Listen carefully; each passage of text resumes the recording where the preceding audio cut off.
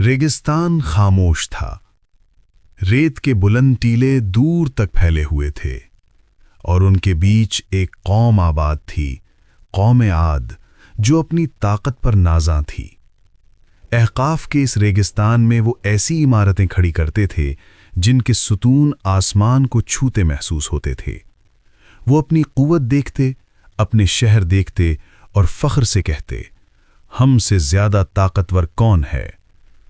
उन्हें ये अंदाज़ा न था कि जिस हवा को वो मामूली समझते हैं वही अल्लाह का लश्कर भी हो सकती है।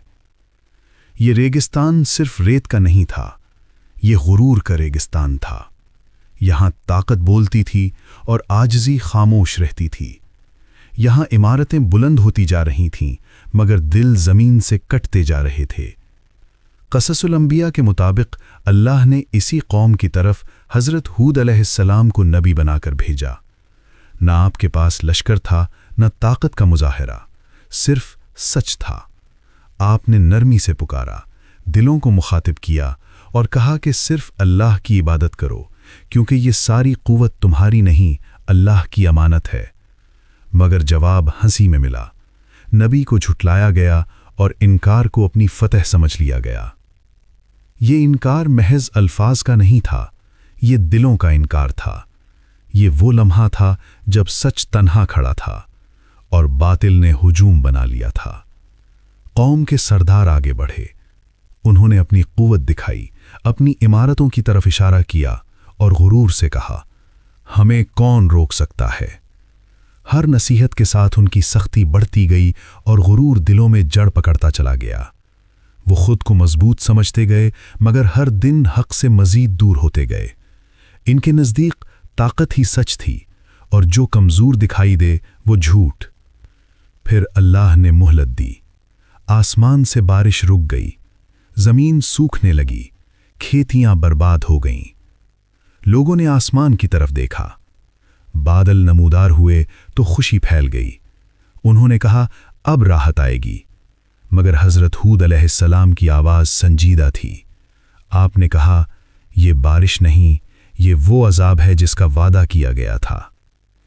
ये वो लम्हा था जब आसमान खामोश था और ज़मीन खौफ में डूबी हुई थी। ये आखिरी तंबीह थी मगर गुरूर ने इस बार भी सुनने से इनकार कर दिया। फिर वो हवा चली जो पहले कभी न चली थी, सख्त, ठंडी, मुसलसल। दिन रात वही हवा चली।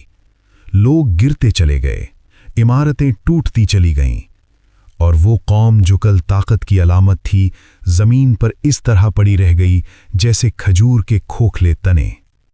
जो हाथ कल ताकत दिखाते थे आज बेजान थे। जो सुतून कल फ़ख्र थे आज इबरत बन चुके थे। एक लम्हे में सब कुछ ख़त्म हो गया। न गुरूर बाकी रहा, न क़ुव्वत, न दावे, बस अल्लाह का हुक्म बाकी रहा। ये अंजाम किसी दुश्मन की तलवार से नहीं आया, ये फ़ैसला किसी जंग से नहीं हुआ, ये अल्लाह के हुक्म से हुआ और कुदरत इसका ज़रिया बनी। हज़रत हूद अलैहिस्सलाम और वो लोग जो ईमान लाए थे महफूज रहे।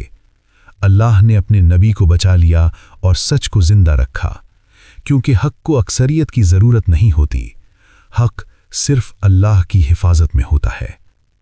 ये कहानी महज तारीख़ नहीं है, ये एक आईना है, याद दहानी है कि ताकत, माल और कुदरत सब अल्लाह की तरफ से हैं।